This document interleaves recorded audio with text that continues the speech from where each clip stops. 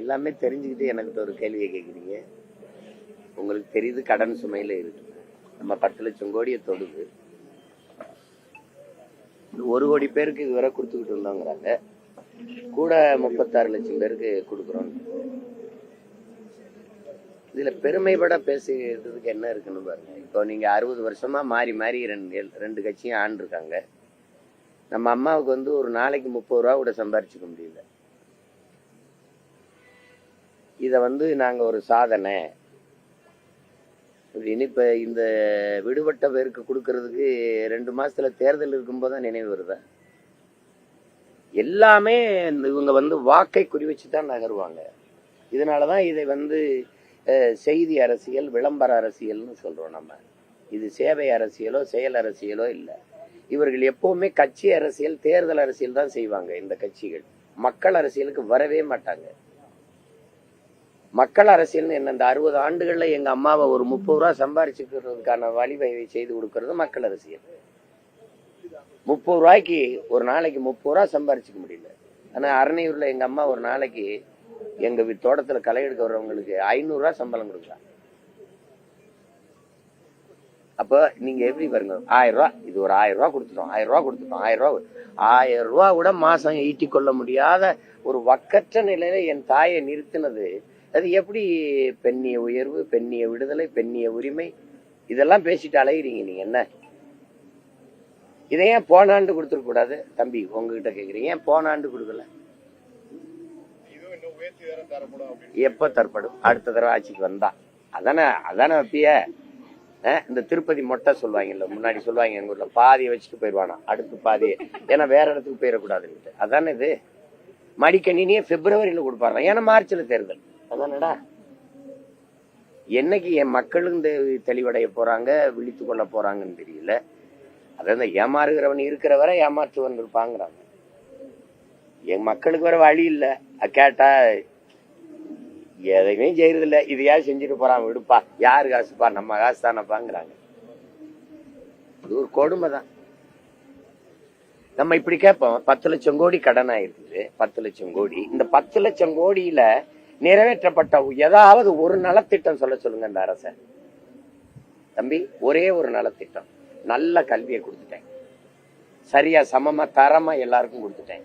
இல்ல பயணிக்க நல்ல பாதை, அருமையான போக்குவரத்தை கொடுத்துட்டேன், தடையற்ற மின்சாரம் கொடுத்துட்டேன், தூய குடிநீரை எல்லாருக்கும் கிடைக்கும்படி செஞ்சுட்டேன், உயர்ந்த மருத்துவத்தை, உயிர்காக்க மருத்துவத்தை உலகத்தரத்துக்கு கொடுத்துட்டேன். அப்படி ஏதாவது இந்த அரசு சொல்லிக்கிற முடியுமா? போக்குவரத்து துறைக்கு 1 லட்சம் கோடிக்கு மேல கடன், மின்துறைக்கு 1 லட்சம் 1.5 லட்சம் கோடிக்கு மேல கடன். இவ்வளவு கடன் இருந்தும் மின் கட்டணம் உயருது, சொத்து வரி உயருது. இங்கிட்டு இலவச மின்சாரம், மின் கட்டணம் உயர்வு. இங்க இலவச பஸ் பாஸ், அங்க பஸ் கட்டணம் உயர்வு. யாரா நீங்கெல்லாம்? என்ன மாதிரி ஆட்சி முறை இது? எப்படி எப்படி? எங்க அம்மா பக்கத்துல இருப்பாங்க, இவங்களுக்கு இலவசம், மகன் எனக்கு காசு. எங்க அம்மாவுக்கு இலவசம், இந்த காசை சேர்த்து மகன்கிட்ட வாங்கிடுறேன். எப்படி இருக்கு? பேருந்துல பெண்களுக்கு இலவச பஸ் பாஸ் வச்சுக்கிறீங்க, அந்த காசை யார்கிட்ட எடுக்கிற? என்கிட்ட எடுத்துறேன், எங்க அப்பாட்ட எடுத்துறேன், இல்ல எங்க அண்ணன்ட்ட எடுத்துறேன். கேடுகட்ட கேவலங்கட்ட ஆட்சி முறையை செஞ்சுக்கிட்டு இத சாதனை. எவனா தேர்தல் வர்றதுக்கு முன்னாடி ஏன்டா எங்க மேல அக்கறையே வர மாட்டேங்குது? நீ என்ன வேணாலும் தேர்தல் வரும்போது ஒரு பாசம் வரும் பாருங்க, எங்கிட்டு இருந்தா பொத்துக்கிட்டு வரும் தெரியாது. ஏன்னா ஐயோ, இதே நிலையில பல பெண்களுக்கு கிடைக்கல அப்படின்னு திரும்ப நாங்க விண்ணப்பிக்கலாம். அதாவது மாடி வீடு இருக்கவங்களுக்கு எல்லாம் அந்த காசு போகுது, வாடகை வீட்டுல இருந்து வரல அப்படிங்கிற ஒரு குற்றச்சாட்டு அதிகமா பெண்கள் வைக்கிறாங்க. நான் அவமானப்படுறேன், நான் வெட்கப்படுறேன், வேதனைப்படுறேன். இப்படிப்பட்ட இனத்துல, பெருமைக்குரிய என் இனத்துல என் தாய்களை எல்லாம் வந்து இப்படி நிறுத்திடுச்சே இந்த திராவிட கட்சிகள், ஆட்சிகள்னு நான் வெட்கப்படுறேன், நான் வேதனைப்படுறேன். என்ன செய்யறது சொல்லுங்க? எங்க அம்மா 1000 ரூபாய்க்கு கையேந்திரத எந்த தன்மானமிக்க தமிழ் மகன் ஏற்பான் சொல்லுங்க? எந்த தாய்? என் தாய் வந்து 1000 ரூபாய்க்கு வரிசையில் நிக்கிறா. அதுலயும் ஒரு அம்மா எல்லாம் காலையில வந்து சாயந்தரம் வரைக்கும் காத்திருக்கிற அமைச்சர் வந்து 1000 ரூபாய்க்கு கொடுக்க. இல்ல, ஒரு கொடுமையான இது. இந்த நிலையை மாத்துறதா மான தமிழ் பிள்ளைகளினுடைய முதன்மையான கடமையா இருக்கணும். அது ரொம்ப ரொம்ப கொடுமையானதுதான் இது. என்ன செய்யறது சொல்லுங்க? அதுக்காக நான் வருந்துறேன், அவ்வளவுதான். சரி, வேற ஏதாவது கேள்வி இருக்கா? பொங்கலுக்கு அதிமுக தரப்புல அவங்க சொல்றாங்க 5000 ரூபாய் தமிழக முதல்வர் கொடுக்கணும் அப்படின்னு இபிஎஸ் பேசுறாரு. பொங்கல் வர இந்த வேடிக்கை இது ஒரு பட்டிமன்றம். இது இவங்க ஆட்சியில் இருக்கும்போது ஐயா ஸ்டாலின் 2500 கொடுத்த கணக்க வேற சரியா சொல்லுவாப்புல. என்னடா 5000 கொடுங்கன்னு அவர் சொல்றதும், இவங்க ஆட்சிக்கு வரும்போது 5000 கொடுங்கன்னு இவங்க சொல்றதும், எங்க இருந்து உங்க பரம்பரை சொத்தை தெரிவில தம்பி? ஏன்னா நீங்க சேர சோழ பாண்டிய பரம்பரை, நீங்க உங்க சொத்தை வித்துட்டு வர போறீங்க. அது இந்த கடனை வாங்கி கொண்டாந்து கொடுப்பா, அதுல எங்களுக்கு 5000 கொடுன்னு 5000 கொடுத்து இப்படி பார்ப்போம். நான் ஒரு இனம் சார்ந்த மகன், எனக்கு ஒரு தேசிய பண்டிகை வருது. ஒரே ஒரு பண்டிகை தான் பொங்கல், தமிழனுக்கு ஒரு பண்டிகை. இந்த பொங்கல் பண்டிகை கூட 1/2 கிலோ அரிசி, சர்க்கரை, கரும்பு இது கூட வாங்கிக்க முடியல. வேலைக்கு போறேன், நான் கையேந்தி நிக்கிறேன், ஒரு வேலையும் செய்யாத நீ எனக்கு காசு கொடுக்குற.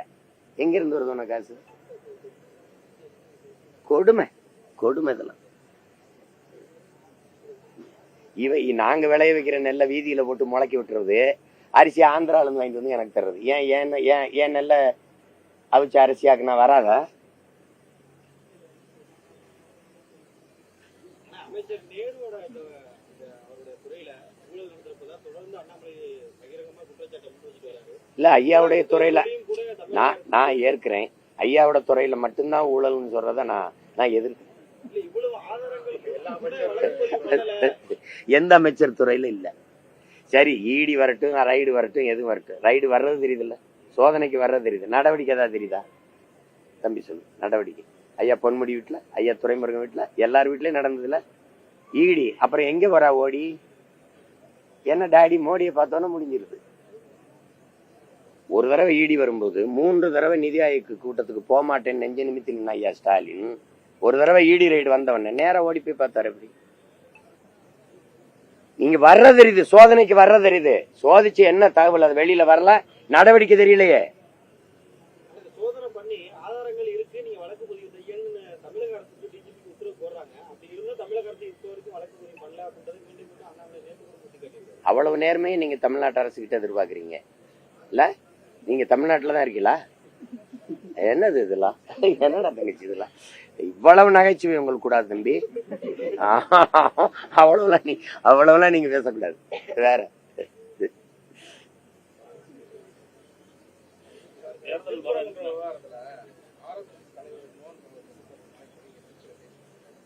திருச்சியில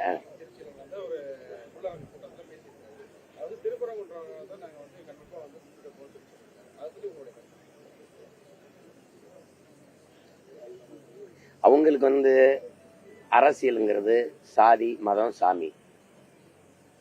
என்னைக்கு என் அன்பு மக்கள், என் அருமை சொந்தங்கள் ஒண்ணு கவனிச்சுக்கணும். சாதி, மதம், சாமியை பற்றி கவலைப்படுகிறவர்கள், அதை பற்றி சிந்திப்பவர்களுக்கு மக்களை பற்றி, நாட்டை பற்றி சிந்திக்க நேரம் இருக்காது, தேவையும் இருக்காது. நாடு, மக்கள், அவர்களுடைய நல்வாழ்வு, நாட்டினுடைய வளர்ச்சி, அதை பற்றி சிந்திப்பவர்களுக்கு சாதி, மதம், சாமி, கடவுளை பற்றி சிந்திக்க தேவை இருக்காது, அதுக்கு நேரமும் இருக்காது. இதுதான் யதார்த்தம். இது நான் வணங்குற என் தலைவன் பிரபாகரன், என் முருகன் மேல ஆணையா சொல்றேன். இதுதான் சத்தியம். இதை நீங்க புரிஞ்சுக்கணும். நீ எனக்கு திடீர்னு என் முருகன் மேல உனக்கு பக்தி வருது? நான் அதே மலைக்கு கீழே திருமுருக பெருவிழா எடுக்கும்போது நீ எங்க போயிருந்த? நான் வெற்றி வேலை தூக்கும்போது நீ எந்த திசையில் இருந்த? இத்தனை ஆண்டுகள் இல்லாத திடீர்னு என் முருகன் மேல உனக்கு பக்தி வர காரணம் சொல்லு. ஏன் நீ போன ஆண்டு திருப்பரங்குன்றத்துல அதே மலை இருந்துச்சுல, அதே சுடரேற்ற தூண் இருந்துச்சுல, போன வருஷம் என்ன தீவன் இல்லையா, இல்ல தீபிச்சு இல்லையா, இல்ல எண்ணெய் இல்லையா? 2 மாசத்துல தேர்தல் வருதுன்னா உனக்கு சேட்டை. மக்களை பற்றி சிந்தி. எத்தனை வீடுகள் நீ சொன்ன சோக்கால்டு இந்து எத்தனை வீட்டுல விளக்கறியாம இருக்குது, பசி, பட்டினி, வறுமையில. அந்த விளக்கை ஏத்த நீ சிந்திக்கல. மலை மேல விளக்கு ஏத்துறன்ற கேட்டா 100 ஆண்டு கனவு, 100 ஆண்டா ஒரு விளக்கத்துறது கனவு இருந்துகிட்டு இருந்தியா நீ? ஒரே ஒரு கேள்வி கேட்கிறேன் இந்த பெருமக்கள்கிட்ட, முருகன் சிவன் இந்து கடவுளா? யார் என்னோட தர்க்கத்துல நீ ஜெயிக்க போறது சொல்லுங்க. முருகனும் சிவனும் மாயவனும் இந்துவா? உங்க பெருமாளே சொல்லுவோம். உங்க கிருஷ்ணரை இந்துவா சொல்லு. நீ கடவுளை மதம் மாத்தி வச்சுக்கிட்ட. முருகன் இந்துவா? அது முருகனுக்கு தெரியுமா? யாராவது சொல்லுங்க. முருகன் இந்து கடவுளா சைவ கடவுளா? திடீர்னு தேர்தல் வரும்போது எல்லாருக்கும் உங்களுக்கு பாசம் வருது என் முருகன் மேல. இந்த கோயிலுக்குள்ள நடக்கிற திருட்டை கண்டுபிடிச்சு சொல்ல. அறநிலைத்துறையில ரொம்ப நேர்மையா நடக்குதா? ஒரு ஊழலும் நடக்கல, ஒண்ணும் நடக்கல. சொல்லுங்க. கோயில் இடங்கள்ல கடைகளுக்கு வீடுகளுக்கு எல்லாம் வாடகை விட்டு இருந்தான். அதை 10,000 ரூபாய 1,00,000 ரூபாயை ஏத்திருக்காரு ஐயா சேகர் பாபு. அதை கேட்க உனக்கு துணி இருக்கா? ஏன் இப்படி திடீர்னு ஏத்தனேன்னு எதை கேட்பிய? பக்கத்துல இருக்க மலையை வெட்டி கல்குவாரின்னு ஏத்துறான அந்த மலையை பத்தி கவலைப்பட நீ வரல. இந்த மலையில தான் முருகன் இருக்கானா? குன்று இருக்க இடமெல்லாம் குமரன் இருக்கிறான்னா இந்த திருப்பரங்குன்றத்துல இருக்கானா? இந்த நாடங்களும் வெட்டி ஏத்துறான என் மலை, அங்கெல்லாம் குமரன் இல்லையா? சொல்லுங்க. அந்த மலைக்கு நீ போராட வரல. ஒருவேளை இதையும் கல்குவாரி ஆக்கிட்டாருன்னு வச்சுக்கிறோங்க ஐயா ஸ்டாலின், அப்ப போராட வருவியா? உனக்கு அரசியல் இல்ல, சாதி மதம், சாதியை கட்டி பிடிச்சிட்டு அழுகுற. மக்களின் பிரச்சனைக்கு ஒண்ணு நின்றுக்கேன்னு சொல்லு. இவ்வளவு பேர் இவ்வளவு தலையிடுறீங்களே. என் மீனவன் கடலுக்குள்ள மீன் பிடிக்கிற உரிமை இழந்து நிக்கிறான், நீ அதுக்கு போராட வந்தியா? காவிரி நதி நீருக்கு நாங்க ஒவ்வொரு தடவையும் கையேந்தி நிக்கிறோம், அதுக்கு அந்த உரிமையை போராடி பெற்றுக் கொடுக்க வந்து நின்னியா? எந்த இடத்துல எனக்காக நின்றுக்க நீ? திடீர்னு முருகன் வந்துட்டு அயோத்தியில ராமரை வச்சு அரசியல் செஞ்சு பார்த்த, அது எடுபடல. ஏன்னா கோயில கட்டினவன பிரச்சனை முற்றுப்பட்டுருச்சு, அதான சத்தியம். இப்ப யாரும் ராமர் ஜெய் ஸ்ரீராம் பேசுறது இல்ல, ஏன் சொல்றது இல்ல? ஏன்னா எந்த அயோத்தியில வந்து ராமர் பிரச்சனை இந்த கோயிலை வச்சுக்கிட்டு நீ அரசியல் பண்ணிட்டு இருந்தீங்களோ அதே இடத்துல அகிலேஷ் யாதவ் ஒரு தாழ்த்தப்பட்ட மகனை நிறுத்தி பொது தொகுதியில உங்களை தோக்கடிச்சிட்டான். செத்து போச்சு உங்க அரசியல். அதுக்கப்புறம் பூரி ஜெகநாத்துக்கு போனீங்க, ஒரிசாவுக்கு ஐயப்பனை போய் எடுத்தீங்க, அது அங்க வேலை நடக்கல. இப்ப என் முருகனை தொட்டுக்கிட்டு இருக்கீங்க. நீ என்ன குன்ன குடிக்க அண்ணா கபடி எடு, தலைகளன்னு தண்ணி குடி, முருகான்னு கத்து, என் பாட்டை முகம் வரும். அதுக்கப்புறம் பேரன் என் முகம் தான் வரும். ஏன்னா முருகன் எனக்கு இறைவன் இல்லை, என் மூதாதை, என் ரத்தம், என் சொந்தம், என் இன கடவுள், அவன் இன இறைவன். திடீர்னு வந்து நீ வந்து முருகன் மேல பாசம் எங்களுக்கு சொல்லி கொடுக்குறியா? முருகனை என்ன செஞ்சிருக்கணும்? இரு சமூகத்தார், நீங்க சிக்கந்தர் தர்காவா நீங்க அங்க கொண்டாடுங்க, இதையும் கொண்டாடுங்க. என் மக்கள் எல்லோரும் சமமா தான். ஏன் எங்க இந்து கடவுள்கள் பேரணி போகும்போது எங்க இஸ்லாமிய மக்கள் வந்து வாழ்த்தி வரவேற்றதெல்லாம் நீங்க பாக்குறது இல்லையா?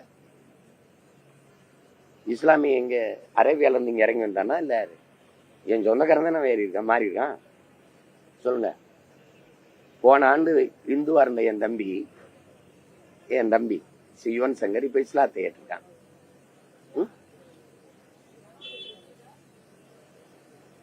அப்ப யாரு அவன் என்ன சொல்லுவீங்க? அரேபியால இருந்து வந்தான், பங்களாதேஷ்ல இருந்து வந்தான்னு சொல்லுவியா நீ? தமிழர்கள் நாங்கள் இறை வழிபாட்டிற்காக இஸ்லாத்தை ஏற்றிருக்கிறோம். இஸ்லாமியர் நாங்க தமிழர் ஆகல, தமிழர்கள் நாங்க ஏற்றிருக்கிறோம்.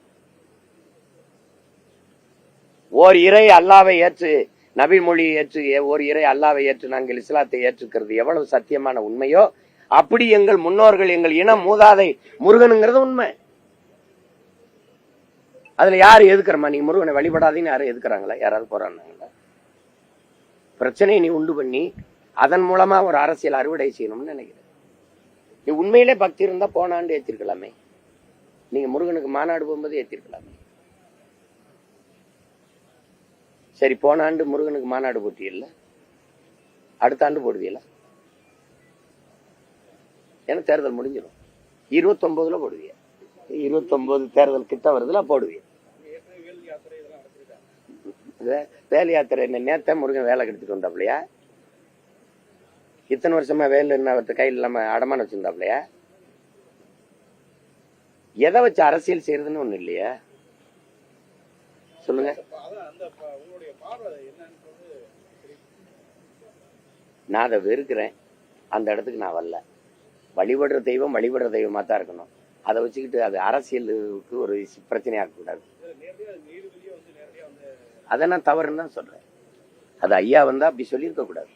அதை வந்து என்ன சொல்லியிருக்கணும்னா, இரு சமயத்தாரில் இருக்கிற பெருந்தலைவர்களை அழைச்சு அரசுக்கு என்ன பரிந்துரை வச்சிருக்கணும்னா அழைச்சு பேசி, இந்த பீஸ் கமிட்டிங்பாங்களா அது மாதிரி ஒரு சமாதான நல்லிணக்க குழுவை வச்சு பேசி இருமத வழிபாடுகளையும் அங்க நடக்கிற மாதிரி நீங்க ஏற்பாடு செய்யுங்க. அது அரசுக்கு பரிந்துரைக்கிறேன்னா அது போற்றத்தக்கது.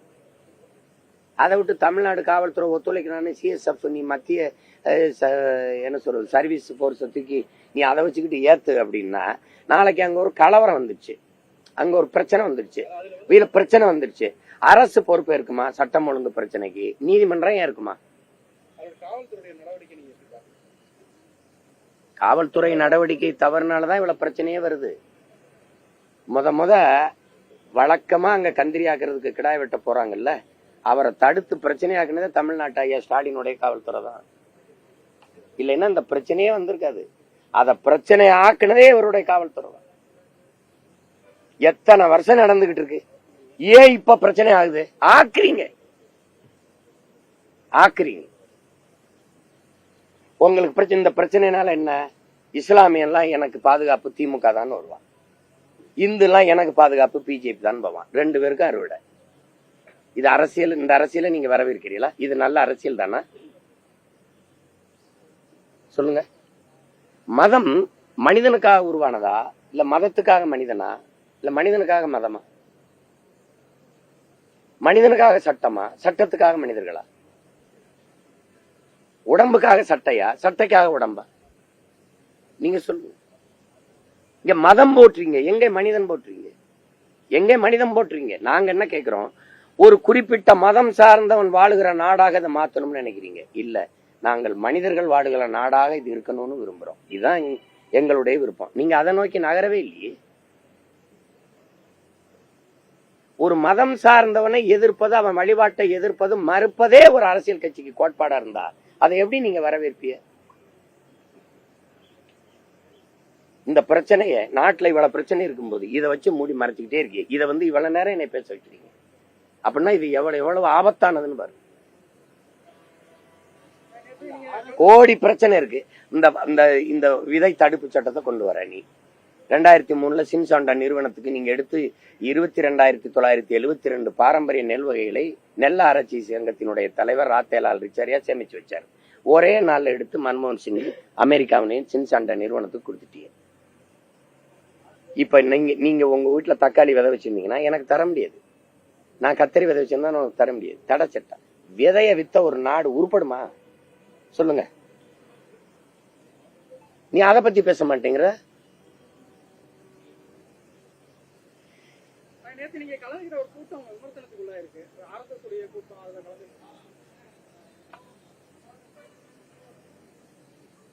அப்புறம் கலந்துகிட்டு பிற விமர்சனம் கூட இல்லைன்னா அப்புறம் சொல்லுங்க. தம்பி, RSS திராவிடர் கழகம் போல ஒரு சமூக இயக்கம் தான் சொன்னது நானா அவங்களா? அது RSS இயக்கம். அதெல்லாம் விஜில்னு ஒரு இலக்கிய அமைப்பு. பாரதிய பேசுனாங்க. பாரதிய நான் எங்கேயும் பேசுவேன். பாரதி இருக்கான்ல, பாரதி இருக்கிற இடத்துல, பாரதினா தமிழ் இருக்கு, தமிழ்ங்கிறது என் தாய் இருக்கிற இடத்துல மகன் இருப்பேன். அவ்வளவுதானே. நாளைக்கு திமுகவை அல்லது திராவிட இயக்கத்தை பாரதியை பத்தி ஒரு கூட்டம் போட சொல்லி போய் பேசுறேன். 12 வருஷம் திராவிடர் கழக மேடையில பேசின அப்ப உனக்கு இனிச்சத ராஜ்நாத் சிங் உங்க அப்பாவோட காசு வெளியிட வரும்போது பாரதிய ஜனதா 5 ஆண்டுகால ஆட்சியை, நிலையான ஆட்சியை கொடுத்து இந்தியா முழுமைக்கும் தன்னுடைய கிளையை பரப்புவதற்கு உதவியா இருந்தவர் ஐயா கருணாநிதினு ராஜ்நாத் சிங் பேசுனதற்கு OMC மைதானத்துல போட்டு காட்டவா? இன்னைக்கு வேர்ல்ட்ஸ் ஒரு இது திறக்குது இல்ல, அதுல உங்க அமைச்சர் அம்மா நிர்மலா சீதாராமன், மத்திய அமைச்சர் இணையமைச்சர் எல்முருகன் பங்கேற்கிற விழாவில் உங்க அமைச்சர், எங்க அண்ணன், உங்க ராஜ்யசபா உறுப்பினர் கமலஹாசன் பங்கேற்கிறாரு. இதுக்கு கருத்து எங்க போய் நிக்கிறேன்னு பேசாத, என்ன பேசுனேன்னு பேசு. என் தாய் சாக கிடந்தா, என் தாய், அறிவார்ந்த தம்பிதங்கள் புரிஞ்சுக்கணும், என் தாய் சாக கிடந்தா. யார்? தமிழ் தாய். ரத்தம் கொடுத்தாதான் காப்பாற்ற முடியும். அப்ப ஒத்தை மகன் மொத்த ரத்தத்தையும் கொடுத்து என் தமிழ் தாயை காப்பாற்றி ஒரு மகன் உண்டென்றால் அது இந்த மண்ணுல பாரதி. போய் படி. அதுல உய்வகை காட்டும் உயிர் தமிழுக்கு சொல்றான். உயிர் தமிழுக்கு புதுநெறி காட்டிய புலவன் பாரதின்னு என் தாத்தன் பாரதிதாசன் பாடுறான். சும்மா கிடையாது. பாரதிய பாடாது என்னடா தமிழ இருக்க முடியும்? எதுக்குடா தமிழ இருக்கணும் உயிரோட? நீ போட ஒரு மேடைய, நீ போட போட்டு பேசு. சரி வேணாம் பாரதி வேணாம் பாப்பான் விடு. என் தாத்தன் பாரதிதாசனை பேசு பாப்போம். சரி வேணாம் அவனு வேணாம். இன்னொரு தாத்தன் இருக்கான் பாவலர் ஏறு பெருஞ்சி திறனார் பேசு. உனக்கு கருணாநிதி விட்டா வேற புலவனே கிடையாது. நீ எதுக்கு என்னை பேசுற? 1 மணி நேரம் பேசியிருக்கல. என்ன பேசணும்னு எடுத்து பேசுற. சரியான ஆண்மகன். என்ன பேசணும்னு எதிர்த்து பேசுற, கருத்தை எழுதுற. பார்லிமெண்ட்ல பாரதியார் பெயர்கள் வடநாடுகள்ல இல்ல, தமிழ் விடுதலை போராட்ட வீரர்கள் பெயர்லாம் இல்ல அப்படின்னு சொல்லி இதுவா பேசுறீங்க. எங்க அண்ணன் இப்பதான் பாராளுமன்றத்துக்கு போயிருக்காப்ல. இதெல்லாம் நாங்க பேசி வழி இல்லாம அந்த தாக்கத்தை தவிர்க்க நீங்க பேசுறீங்க. எத்தனை காலமா நாங்க பேசணும்? சரி நீங்க மட்டும் இங்க என்ன வச்சிருக்கீங்க? நான் கேட்கிறேன், நீங்க இதுக்கு பதில் சொல்லுங்க. ஒரு விடுதலை போராட்ட வீரன் என் பாட்டேன் வஉசி சொத்தம்பட்டையும் வித்தான் நாட்டு விடுதலைக்கு. அதே சமகாலத்துல சொத்தா சேர்த்துக்கிட்டு இருந்தாரா ஐயா ஈவேரா? இந்த ஈவேராவை எங்க வச்சிருக்க? என் பாட்டனை எங்க வச்சிருக்க? நீ ஒரு விளையாட்டு வீரன் சச்சின் டெண்டுல்கர் கேட்டு கொடுக்கல பாரத ரத்னா, கூப்பிட்டு கொடுக்குற.